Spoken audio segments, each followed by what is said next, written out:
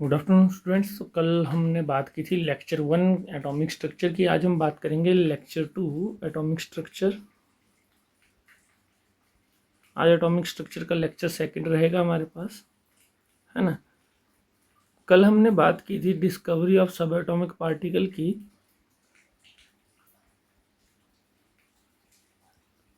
Of सब atomic particle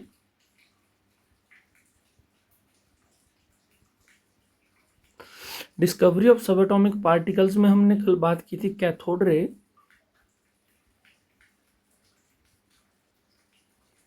cathode ray की, है ना, एनोड रे की। ठीक है, तो कल हमें पता चला था कि कैथोड रे पार्टिकल जो है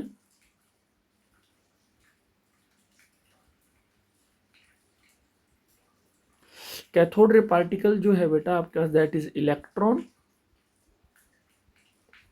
ठीक है, और एनोड रे पार्टिकल जो है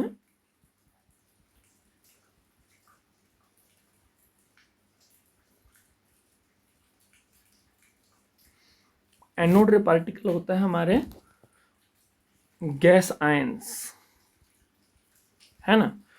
तो अगर हम बात करते हैं एनोड रे पार्टिकल गैस आयन है, but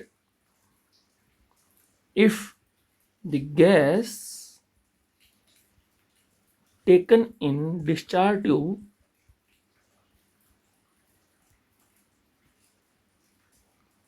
is hydrogen, then anode ray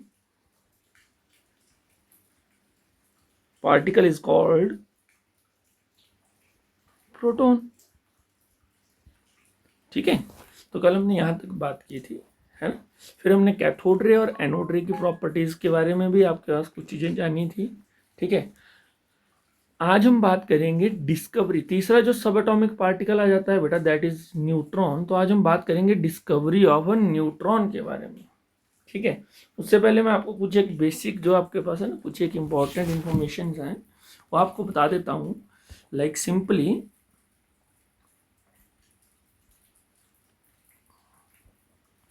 ठीक है, पहला तो ये है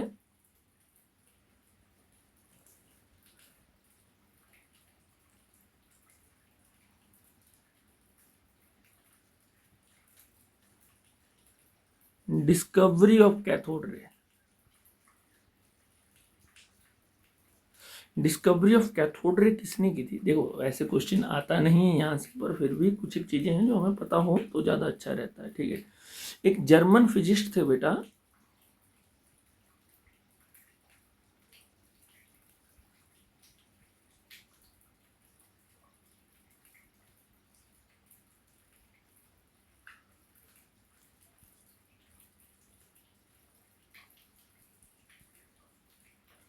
है ना, जिनका नाम था जूलियन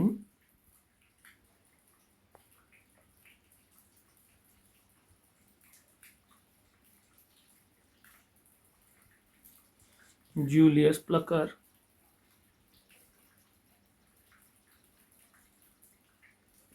ठीक है, और दूसरे थे इन्हीं के साथ में जूलियस प्लकर एंड जोहान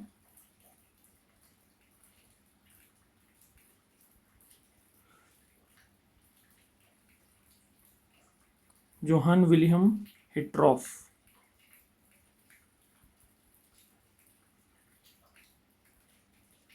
ठीक है, इन 1859 में। ठीक है, दूसरी बात आ जाती है बेटा आपके पास यहाँ पे डिस्कवरी ऑफ कैनल रे।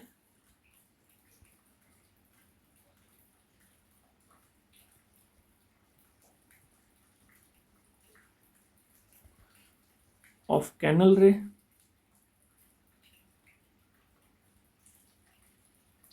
है ना। कैनल रे को ही हम और एनोड रे। ठीक है, तो डिस्कवरी ऑफ कैनल रे और एनोड रे ये भी जर्मन फिजिस्ट थे, एक जर्मन साइंटिस्ट, सॉरी।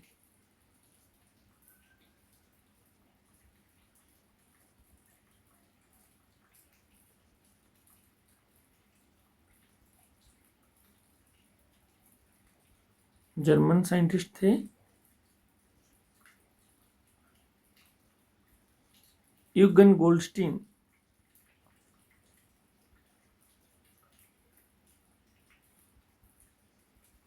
ठीक है, इन्होंने की थी 1886 में।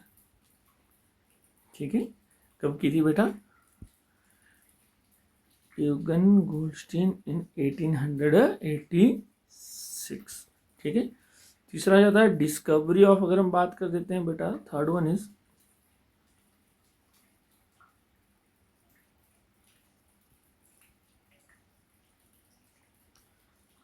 Discovery of neutron.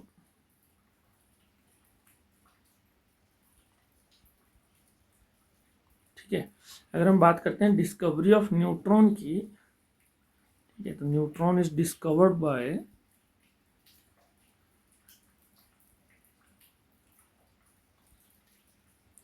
James Chadwick.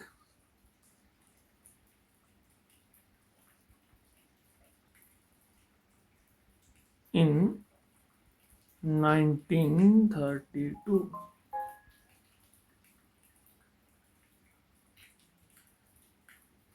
ठीक है, इसके अलावा अगर हम बात करते हैं, लाइक यहीं पे हम कह देते हैं कि डिस्कवरी ऑफ इलेक्ट्रॉन।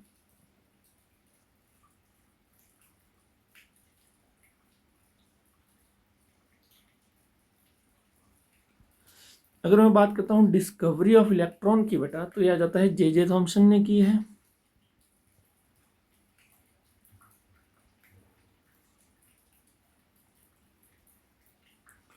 इन 1897। ठीक है, दूसरा जाता है डिस्कवरी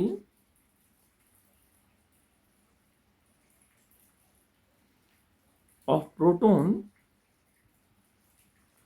तो डिस्कवरी ऑफ प्रोटॉन बेटा रदरफोर्ड ने की है।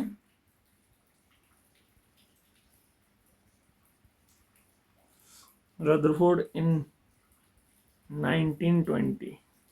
ठीक है, तीसरा हमें डिस्कवरी ऑफ न्यूट्रॉन के बारे में पता चल गया है कि किसने की आपके पास डिस्कवरी ऑफ न्यूट्रॉन बेटा। The neutron is discovered by James Chadwick.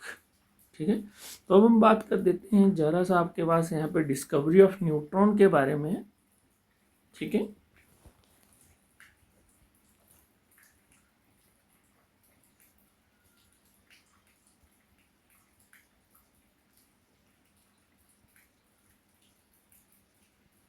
ठीक है, तो हम बात करेंगे डिस्कवरी ऑफ न्यूट्रॉन की।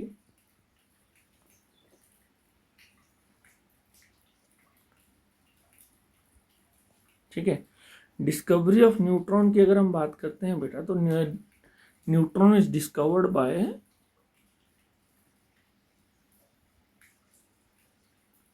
is discovered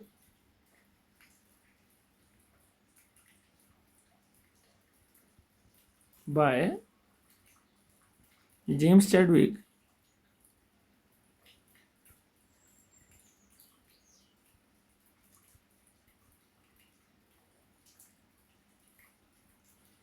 ठीक है, इन 1932। कब डिस्कवर किया था बेटा इसने? 1932 में। ठीक है, अब डिस्कवरी कैसे हुई थी?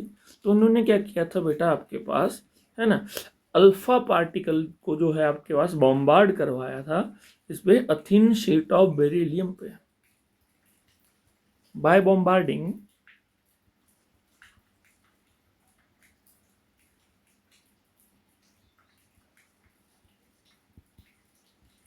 by bombarding alpha particle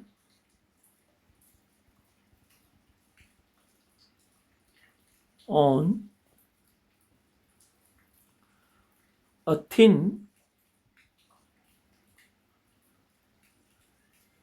sheet of beryllium.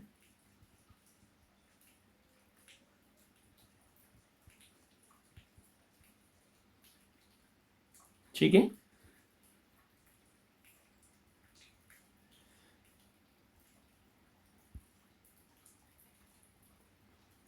Electrically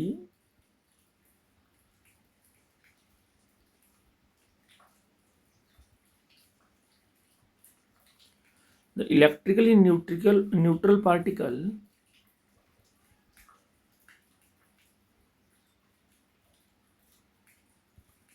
having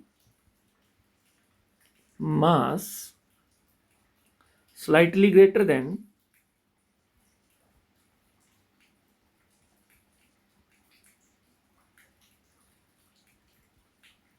slightly greater than that of proton were emitted.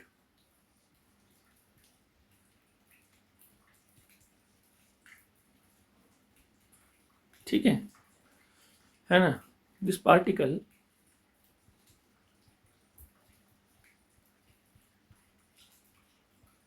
is called neutron. Is that clear? तो that's how neutron is discovered आपके पास. ठीक है ना? अगर हम बात कर लेते हैं बेटा for a theoretically, है ना, Rutherford in the year of 1920, है ना, will talk about neutral particle in a atom आपके पास. ठीक है, तो अब हम बात करते हैं फर्स्ट एटॉमिक मॉडल के बारे में. ठीक है ना? तो अब हम बात करते हैं, सबसे पहले अगर हम मूव करते हैं तो एटॉमिक मॉडल्स के बारे में.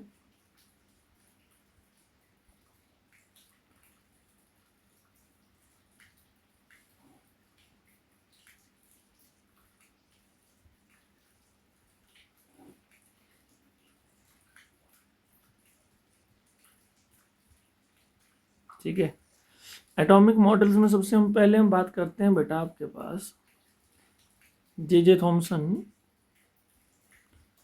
जे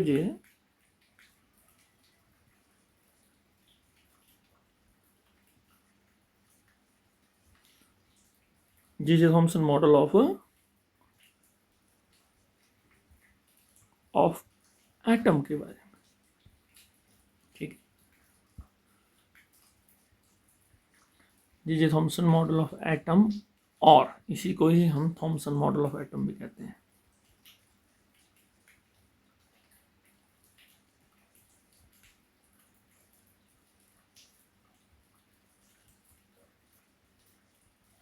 थॉमसन मॉडल ऑफ एटम देखो, है ना, ये पहला मॉडल था बेटा आपके पास जो थॉमसन ने प्रपोज किया था in the year of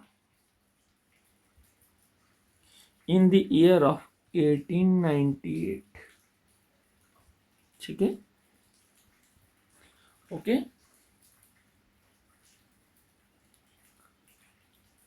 according to Thompson,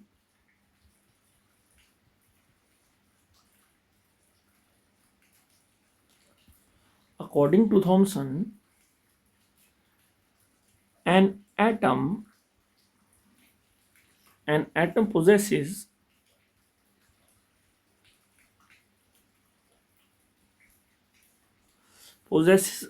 a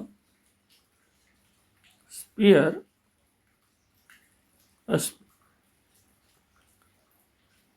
a positively charged sphere with the radius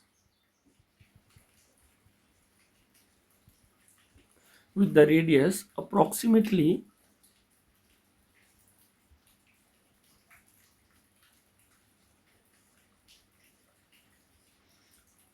10⁻⁻10 meter,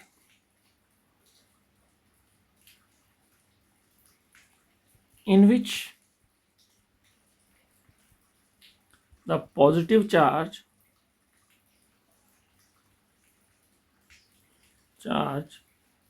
is uniformly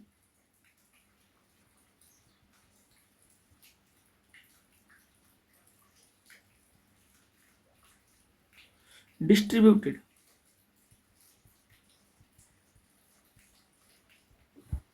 ठीक है, the electrons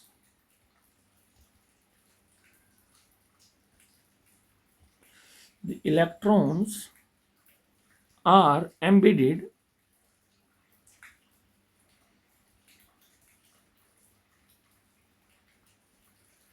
embedded into it in such a manner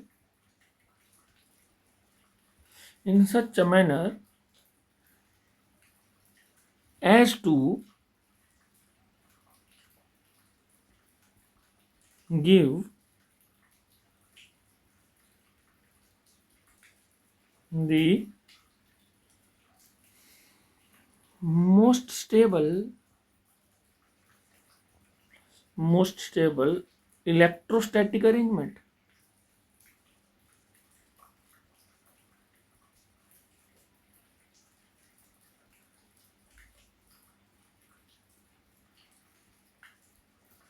ठीक है, ये हम पहले से पढ़ते आ रहे हैं बेटा कि an atom is a positively charged sphere in which positive charge is uniformly distributed and electrons are embedded in it, है ना. In an atom negative charge is equal to positive charge, hence atom is electrically neutral. ठीक है, this model is also known as, like note लिख लेते हैं एक, है ना. ठीक है,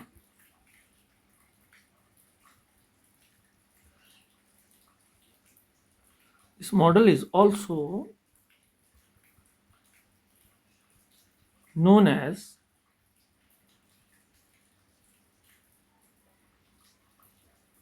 plum pudding model.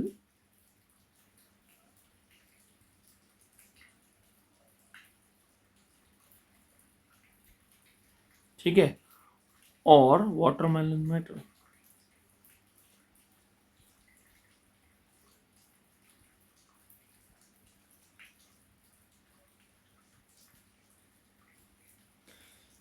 ठीक है, इज दैट क्लियर, है ना. तो ये तो आ गया थॉमसन मॉडल.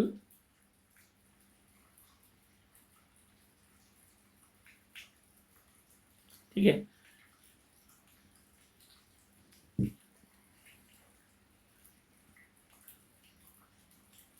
है ना. Now we are moving toward limitations of Thomson model.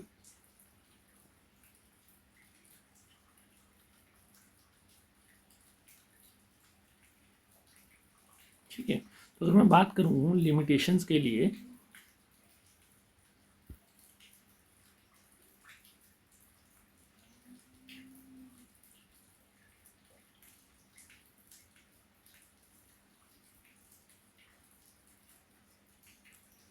limitation of J.J. Thomson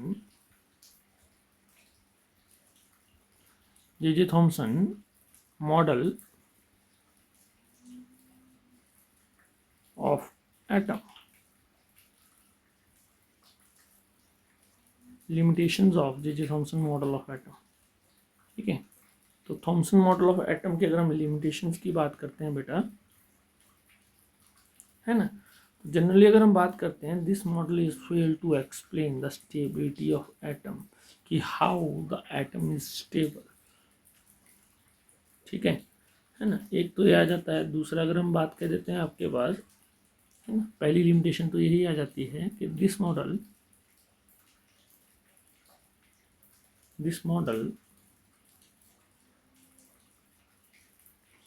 is failed to explain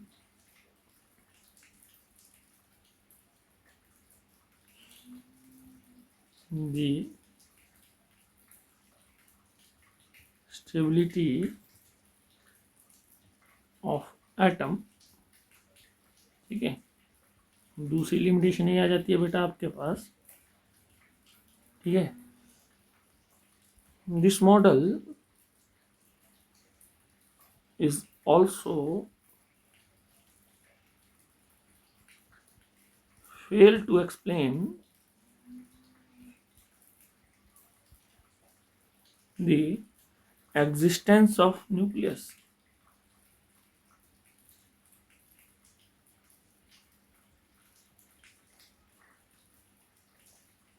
So atomic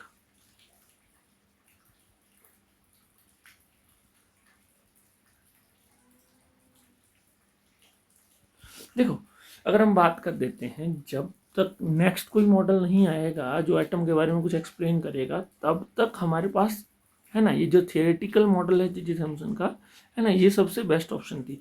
और ऐसा नहीं है कि ये मॉडल आपके पास है ना एकदम से फेल कर गया था, बहुत टाइम तक आपके पास इसकी कुछ की जो एडवांटेजेस थी, है ना, उसके बेसिस पे ये मॉडल चला। पर जैसे ही अगर हम बात करते हैं रदरफोर्ड्स अल्फा स्कैटरिंग एक्सपेरिमेंट हुआ, उसके बाद एटम के लिए जो हमारा परसेप्शन था वो पूरी तरह से क्या हो गया बेटे, चेंज हो गया आपके पास। ठीक है, तो हमारा नेक्स्ट टॉपिक रहेगा आपके पास यहाँ पे Rutherford nuclear model of atom.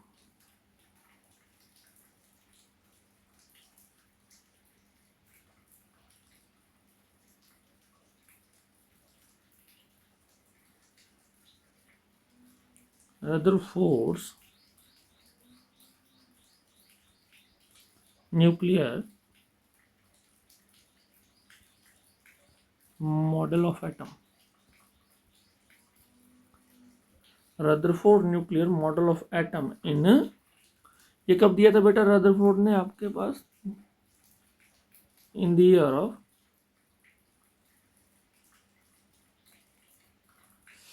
1911। तो अभी अगर आप देख सकते हो, है ना, रदरफोर्ड मॉडल ऑफ एटम आपके पास 1911 में आया है, और जबकि हम बात करते हैं थॉमसन मॉडल ऑफ एटम की, दैट इज 1898, है ना। कुछ सालों तक जो है थॉमसन मॉडल को आपके पास है ना एक अप्रोप्रिएट मॉडल ऑफ एटम के रूप में कंसीडर किया। बेटा हम बात करेंगे सबसे पहले Rutherford nuclear model of atom में, सबसे पहले हम बात करेंगे रदरफोर्ड्स अल्फा रे स्कैटरिंग एक्सपेरिमेंट, है ना। ठीक है, पहला क्या जाता है, ये पहला एक्सपेरिमेंटल मॉडल ऑफ एटम है। लाइक अगर हम बात करते हैं रदरफोर्ड्स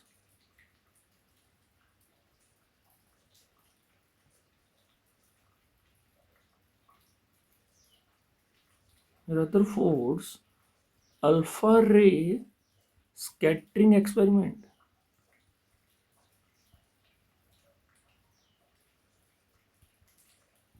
स्कैटरिंग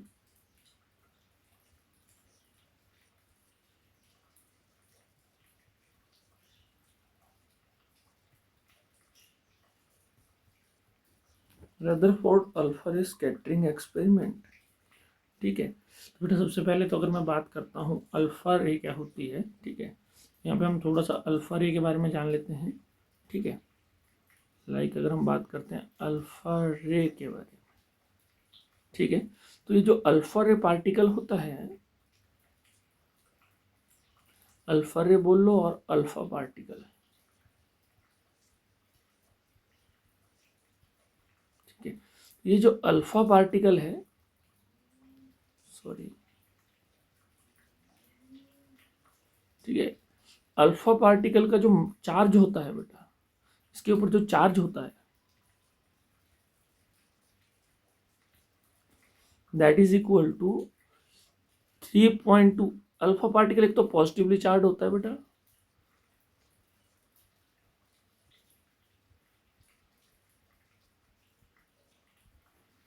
ठीक है, इसके ऊपर जो चार्ज होगा that is 3.2 into 10⁻⁻19 coulomb charge होगा। ठीक है, क्लियर हो गई चीज, ओके। दूसरा जाता है आपके पास मास इसका,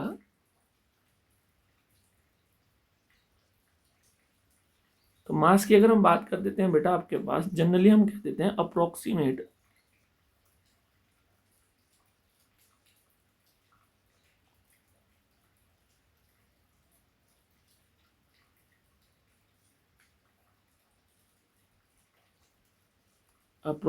आपके पास 4.00 AMU। ठीक है, या जनरली अगर हम बात करते हैं इसको, अगर आप कैलकुलेट करके देखोगे तो दैट इज 6.64 इंटू 10⁻⁻27 kg आ जाएगा।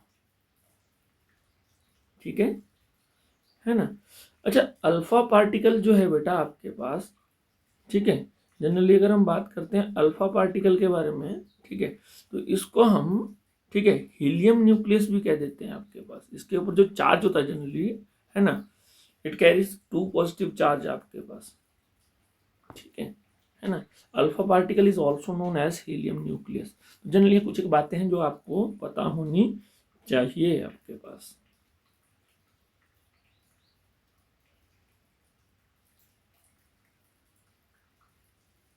ठीक है,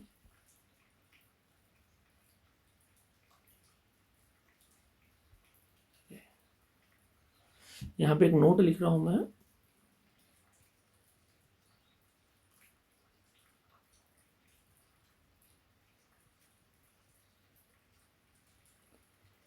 अल्फा पार्टिकल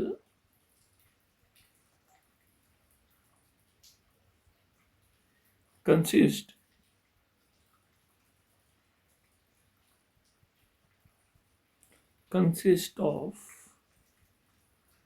2 protons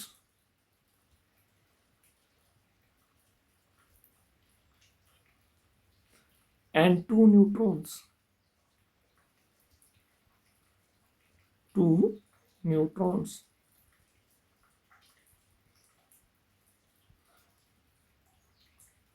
ठीक है ना। तो इसको अगर हम बात कर देते हैं, hence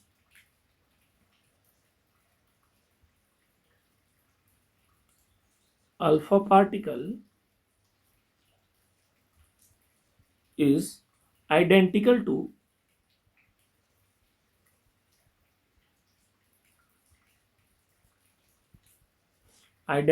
to helium nucleus।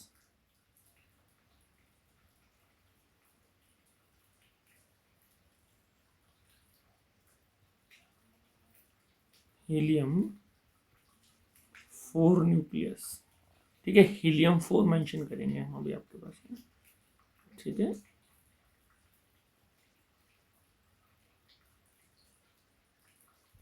Done. तो एक बहुत इंपॉर्टेंट बात है बेटा आपके पास यहाँ पे, अगर हम कहते हैं, ठीक है, इसको आप ऐसे भी रिप्रेजेंट कर सकते हो लाइक He2 पॉजिटिव, ठीक है। अब यहाँ पे अगर हम बात कर लेते हैं जनरली एग्जैक्ट टोटल जो चार्ज होता है काउंटिंग आप कैसे, अगर हम बात करते हैं काउंट करके हो तो ऊपर लिखा हुआ हमने कि 3.2 × 10⁻⁻19 कूलम, ठीक है। पर जनरली अगर हम बात कर देते हैं आपके पास, ठीक है, हम ये कह सकते हैं कि अल्फा पार्टिकल कैरी, है ना, 2 पॉजिटिव चार्ज होना, ठीक है। इलेक्ट्रिकल चार्ज अगर हम बात करेंगे तो 2 पॉजिटिव चार्ज होता है, ठीक है, जनरली 2 पॉजिटिव चार्ज है ना,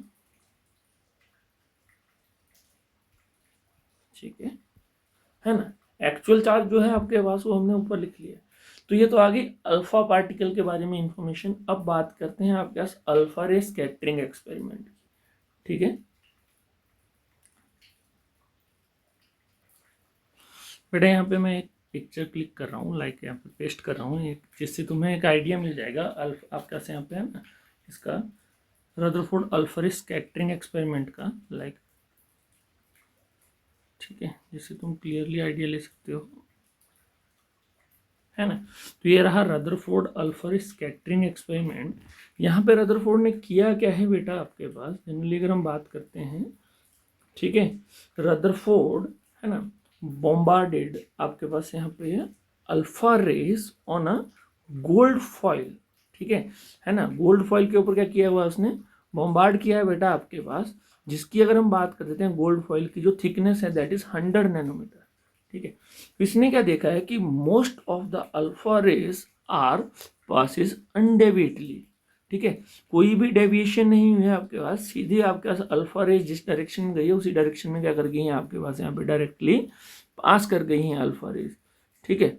बट इनमें से कुछ एक अल्फा रेस जो है जो क्या कर गई हैं आपके पास, कुछ एक डिफरेंट एंगल्स पे क्या कर गई हैं आपके पास यहाँ पे, है ना, डिफरेंट एंगल पे क्या कर गई हैं आपके पास, है ना, डिफ्लेक्ट कर गई है। तो इस एक्सपेरिमेंट ने जो है आपके पास क्या कर दिया, है ना, पूरे सिनेरियो को ही कन्वर्ट आपके पास चेंज कर दिया। क्लियर हो गई चीज, है ना। तो यहाँ पे जनरली आप देख सकते हो कि इधर रदरफोर्ड ने क्या किया हुआ बेटा, एक आपके पास है ना अल्फा रे पार्टिकल का सोर्स लिया हुआ है, जिसको क्या कर रहा है वो आपके पास गोल्ड फॉइल के ऊपर क्या कर रहा है आपके पास बॉम्बार्ड कर रहा है। और इस गोल्ड फॉइल के सराउंडिंग में अगर आप चेक कर सकते हो तो इसने क्या किया हुआ है बेटा, एक आपके पास यहाँ पे है ना जिंक सल्फाइड की क्या रखी है, एक आपके पास यहाँ पे है ना सर्कुलर शीट रखी है, फ्लोरेसेंट शीट रखी है, जिसके ऊपर क्या कर रहा है आपके पास अल्फा रे जब स्कैटर्ड होके आपके पास यहाँ पे डिफ्लेक्ट होके क्या कर रहे हैं, डिफरेंट डिफरेंट एंगल पे बॉम्बार्ड कर रहे हैं, तो वहाँ पे क्या कर रहा है आपके पास ग्लो आ रहा है। Is that clear? ठीक है ना। और अगर हम बात कर देते हैं कि 20,000 में से कोई एक रे जो जिस डायरेक्शन में जा रही है ना, जिस डायरेक्शन में मूव करी थी उसी डायरेक्शन में वापस भी आ रही है, तो यहां से एक चीज क्लियर हो रही है आपके पास, है ना, कि एटम के अंदर मोस्ट ऑफ द स्पेस क्या है बेटा, एम्प्टी है, क्योंकि कुछ रेज जो है वो डायरेक्टली पास कर गई हैं, ठीक है, और कुछ एक रेस जो हैं जो क्या कर रही हैं आपके पास डिफरेंट डिफरेंट एंगल पे क्या कर रही हैं बेटा आपके पास, है ना, स्ट्राइक कर रही हैं जिंक सल्फाइड की शीट पे। तो यहां से एक चीज क्लियर हो रही है आपके पास कि एटम के अंदर, है ना, जैसे कि थॉमसन ने कहा था कि एटम के अंदर पॉजिटिव चार्ज जो है यूनिफॉर्मली डिस्ट्रीब्यूट है, तो अल्फा रेज हमें पता है पॉजिटिवली चार्ज होती है।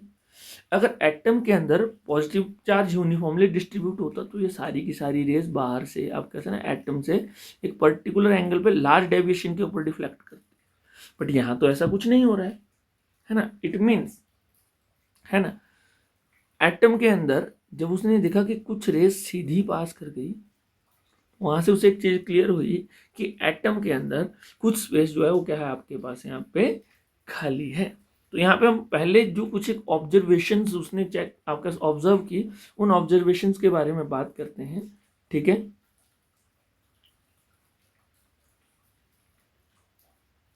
मैं यहाँ पे हेडिंग डाल रहा हूँ observations of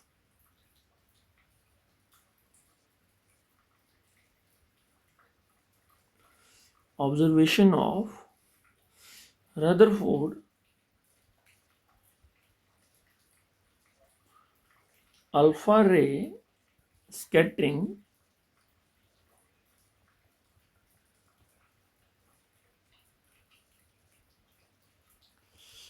observations of Rutherford alpha रे स्कैटरिंग एक्सपेरिमेंट, ठीक है। तो इसने पहली ऑब्जर्वेशन क्या की बेटा आपके पास कि most of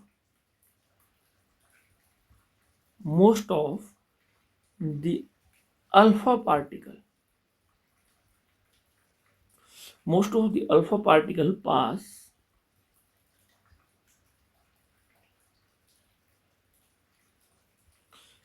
through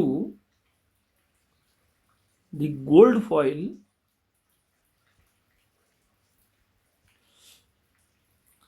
undeflected,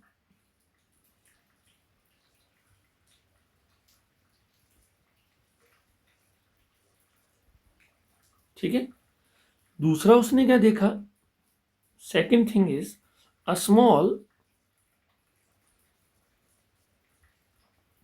fraction small fraction of the alpha particle a small fraction of alpha particle were deflected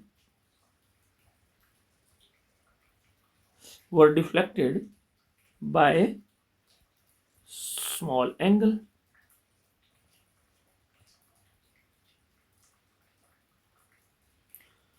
were deflected by small angles, ठीक है।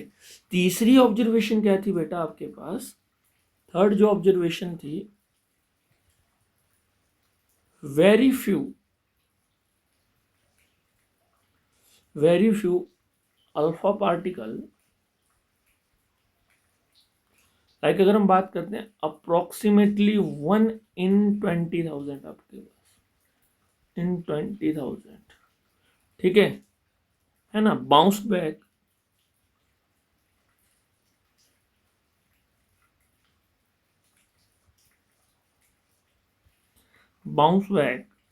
ठीक है, that is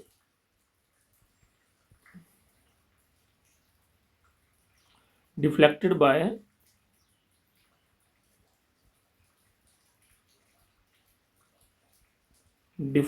by nearly 180 degree angle, ठीक है। अब बेटा ये इसने 3 ऑब्जर्वेशंस देखी। अब इन ऑब्जर्वेशंस के बेसिस पे इसने क्या किया, ठीक है, कुछ एक कंक्लूजन निकाले। ठीक है, तो यहाँ पे ऑब्जर्वेशंस के बाद अगर हम बात करते हैं, ठीक है, हमारे पास आ जाता है क्या, कंक्लूजन्स ऑफ, ठीक है,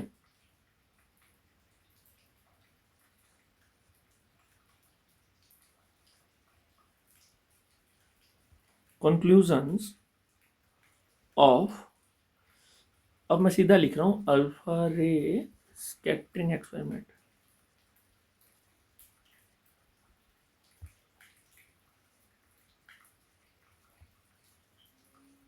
कंक्लूजन्स ऑफ अल्फा रे स्कैटरिंग एक्सपेरिमेंट।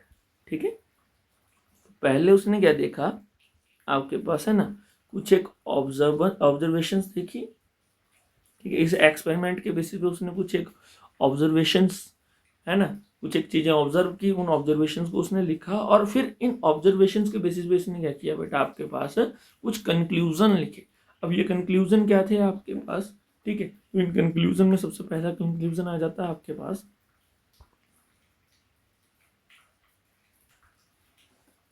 ठीक है ना, ये कहता है कि since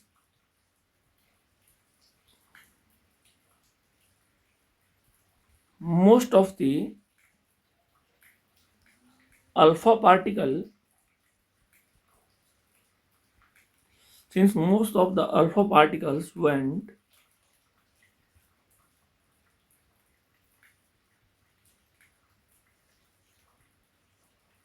straight through the gold foil, straight through the gold foil, undeflected,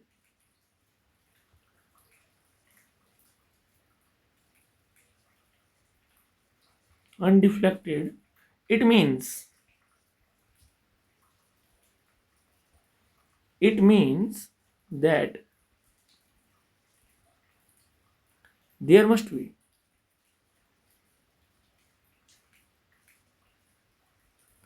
there must be very large empty space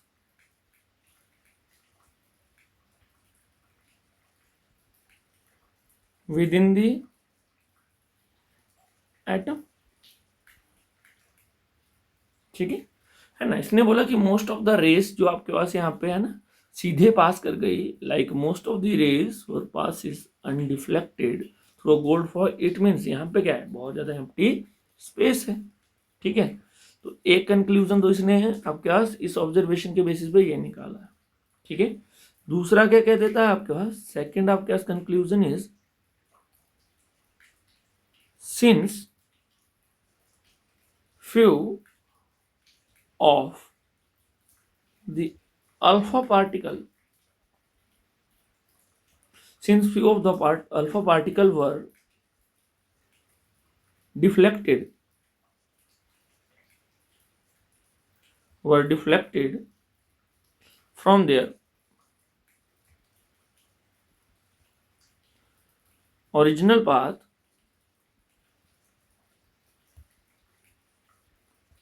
from their original paths through moderate angle,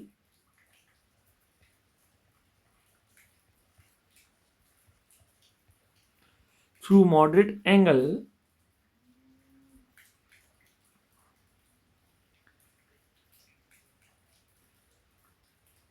so the whole of the positive charge, whole of the positive charge is concentrated, is concentrated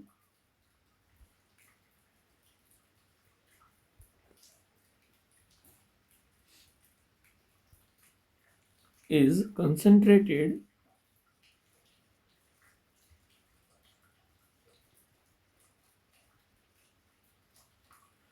concentrated in the very small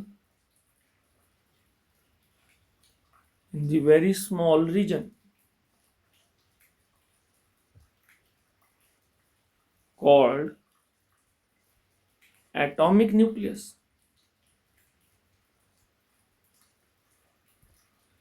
Again, called atomic nucleus.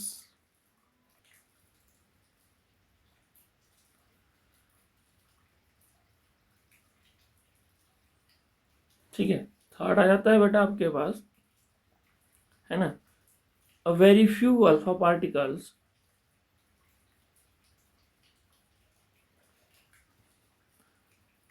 Third आ जाता है बेटा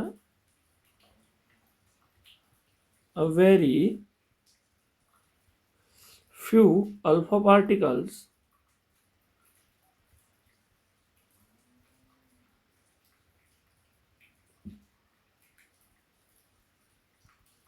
recoil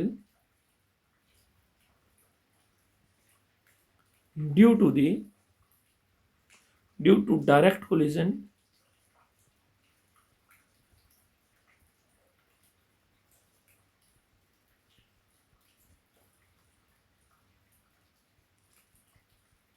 with the heavy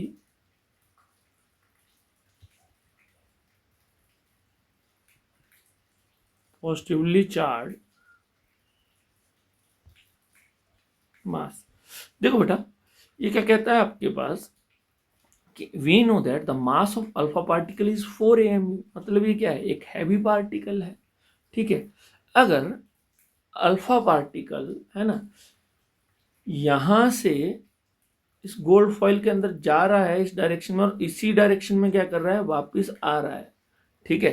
मतलब इसका मतलब क्या है कि एक अल्फा पार्टिकल एक हैवी पार्टिकल है बेटा, जो सीधा जा रहा था। अगर कहीं पे आपके पास, है ना, कोई स्मॉल पॉजिटिव पार्टिकल होता तो अल्फा पार्टिकल उसको रिपेल करता, बट यहाँ तो अल्फा पार्टिकल खुद रिपेल होके आ रहा है। इट मीन्स जो पॉजिटिव चार्ज है वो किसी एक पर्टिकुलर रीजन में क्या है, कंसंट्रेटेड है, जिस हैवी मास के ऊपर, हैवी पॉजिटिव मास के ऊपर क्या कर रहा है, alpha particle direct recoil, direct क्या कर रहा है, आपका कोलिजन के लिए जा रहा था और क्या कर गया, है ना, वापस रिकॉइल होके आ गया। Is that clear? ठीक है, तो इन कुछ एक आपके कंक्लूजन के बेसिस पे, है ना, रदरफोर्ड ने अपना एटॉमिक मॉडल दिया। ठीक है, तो आज हम बात करेंगे अभी आपके रदरफोर्ड एटॉमिक मॉडल के बारे में। ठीक है,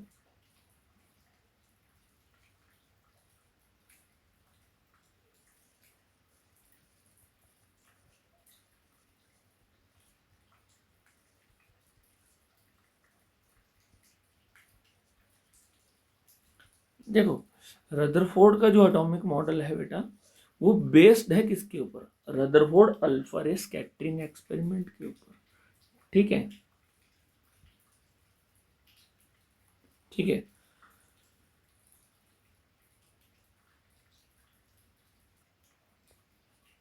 ठीक है। तो पहला जो रदरफोर्ड मॉडल का जो फर्स्ट पॉइंट है बेटा, है ना, ठीक है, तो रदरफोर्ड क्या कहता है, an atom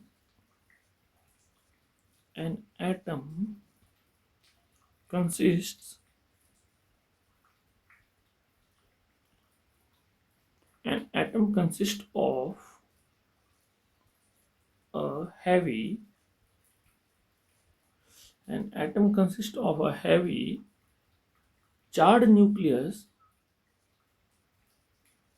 charged nucleus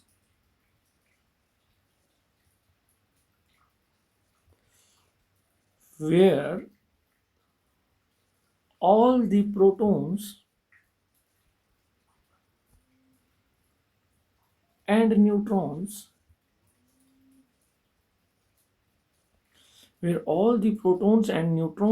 are present,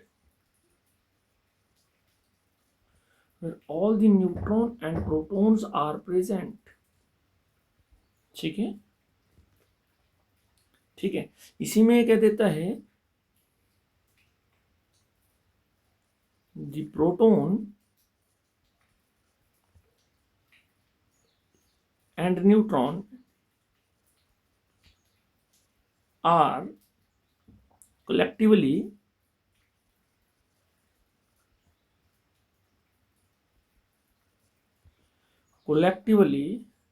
refer to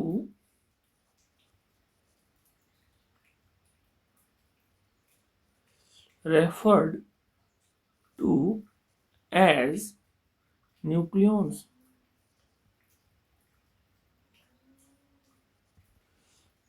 ठीक है, क्लियर हो गई चीज? ठीक है, सेकंड पोस्टुलेट आ जाता है, सॉरी सेकंड आपका ऐसे पॉइंट आ जाता है रदरफोर्ड मॉडल ऑफ एटम का, the volume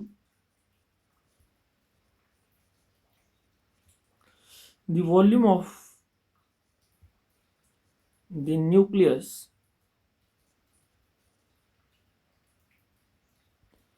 is very small. The volume of nucleus is very small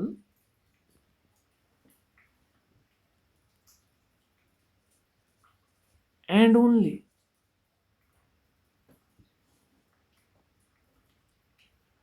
a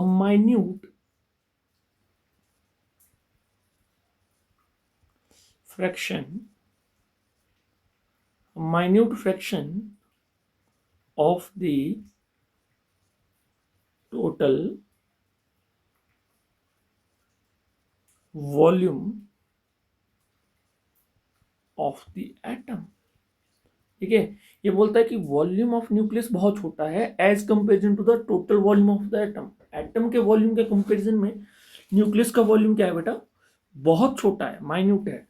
but इसमें जो है आपके पास क्या है, आपके पास जितना भी मास है आपके पास एटम का वो सारा इसी में कंसंट्रेटेड है आपके पास. ठीक है, फिर इसी में क्या कह देता है आपके पास, पॉइंट नंबर 3 आ जाता है. ठीक है, the atomic nucleus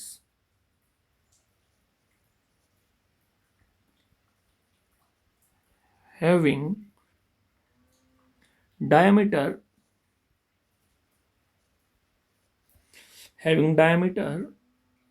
of the order of 10 raised to power minus 12 to 10 raised to power minus 13 centimetre. ठीक है, कहां से कहां तक, 10 raised to power minus 12 to 10 raised to power minus 13 centimetre का. And the atom has diameter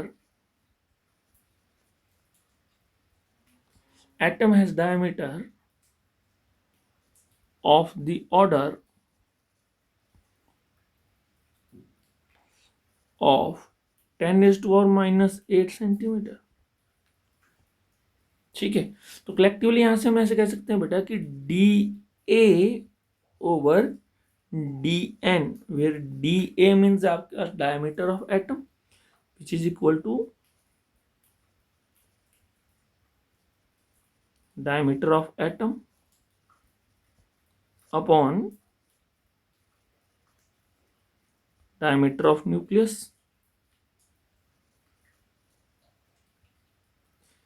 That is equal to 10 raised to power minus 8 over 10 raised to power minus 13 ले लेते हैं. ठीक है, which is equal to 10 raised to power 5. तो मैं ऐसे कह सकता हूं बेटा कि D A by D N that is equal to 10 raised to power 5, है ना. तो मैं ऐसे कह सकता हूं कि diameter of atom is equal to 10 raised to power 5 to the diameter of nucleus. Yes और नो? ठीक है, तो यहाँ पे हम डायमीटर को जनरली अगर हम कह सकते हैं बेटा, आपके पास डायमीटर से हम साइज को भी कह सकते हैं एटम के लिए, तो हम कह देंगे 10. The size of atom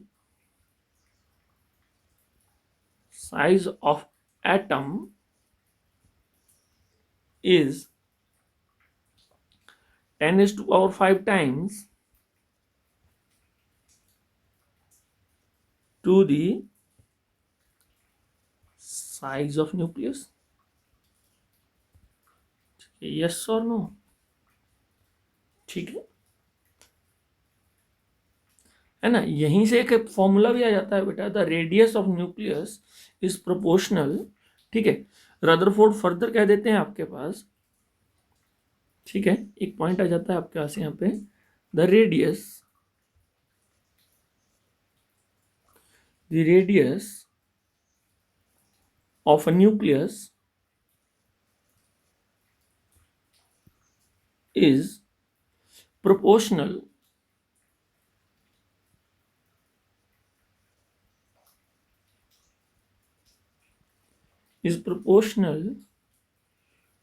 to the cube root of the number of nucleons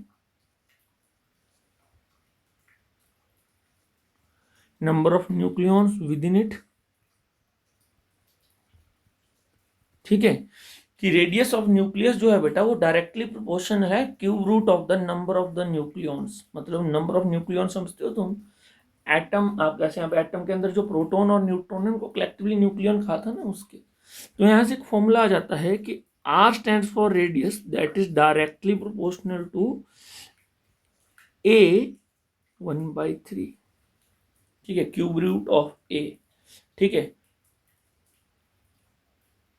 ठीक है, तो इसी को मैं ऐसे कह देते हैं कि R is also equal to R0 A 1/3। ठीक है, हम यहाँ पे कह देते हैं where this constant of proportionality R0, where this R0 is equal to 1.33 into 10⁻⁻13 centimetre. ठीक है, ये बेटा कांस्टेंट है, कांस्टेंट ऑफ प्रोपोर्शनैलिटी है। एंड ये जो A है, this A is equal to mass number. ठीक है, अब we know that mass number क्या हो जाता है आपके, नंबर ऑफ प्रोटॉन प्लस, है ना, we know that mass number is equal to number of proton plus number of neutron। ठीक है, and here R stands for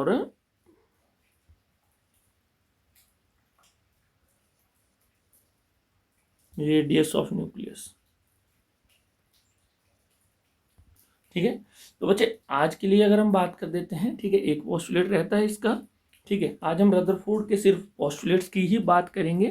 कल हम बात करेंगे फर्दर फिर drawbacks of Rutherford model of atom की। ठीक है, तो आपके पास यहाँ पे थर्ड जो है, आपके पास यहाँ पे थर्ड पॉइंट आ जाता है, देयर इज एन empty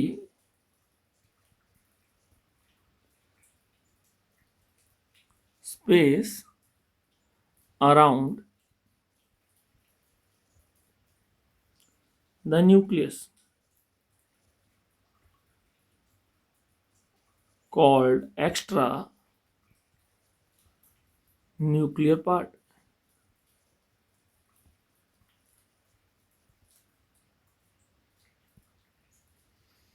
ठीक है, इन दिस पार्ट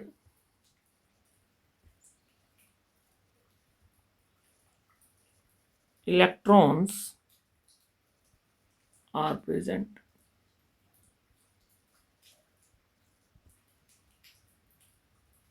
ठीक है, फिर इसी में क्या देता है बेटा,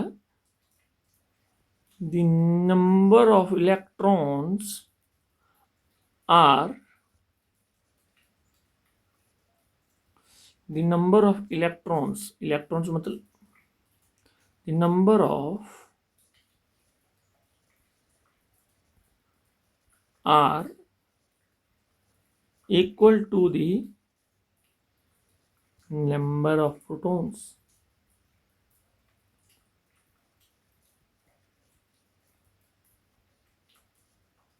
present in an atom.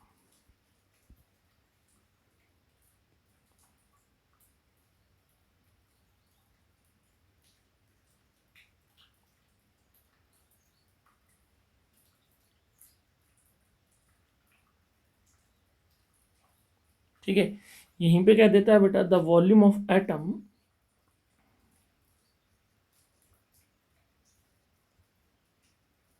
the volume of atom the volume of atom is about 10 raised to power 15 times to the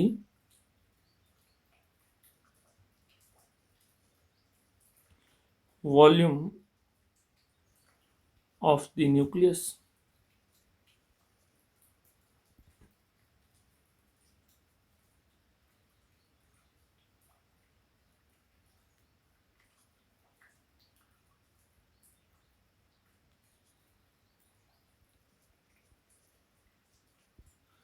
done.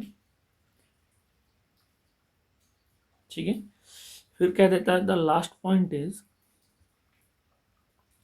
The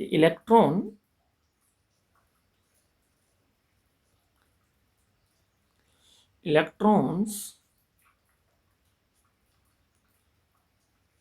the electrons revolve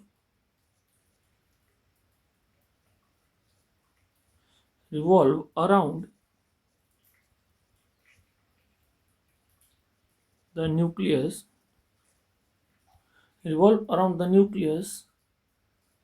in close orbit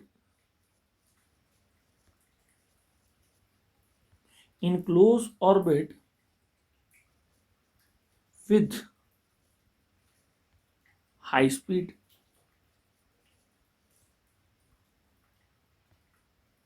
The centrifugal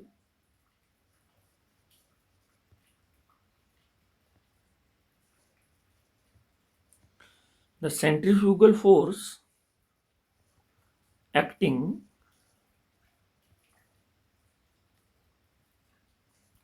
on the centrifugal force acting on the revolving electron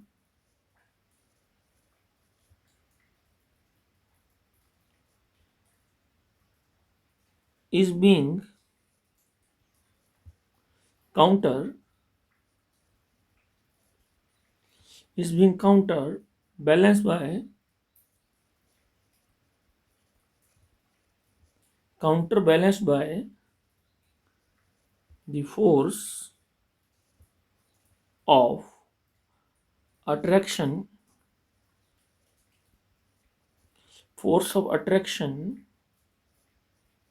between the electrons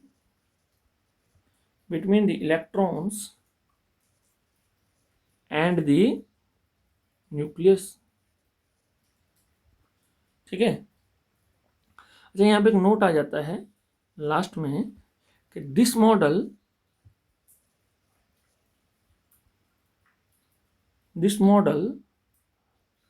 was similar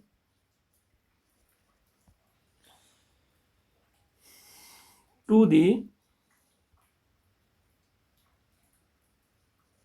solar system. ठीक है, तो बेटा आज के लिए इतना ही है ना, रदरफोर्ड मॉडल तक। ठीक है, कल हम बात करेंगे लिमिटेशंस ऑफ रदरफोर्ड मॉडल की। ठीक है, और फर्दर कुछ एक आपके पास है ना टर्म्स आ जाती हैं जिनके बारे में हम कल देखेंगे।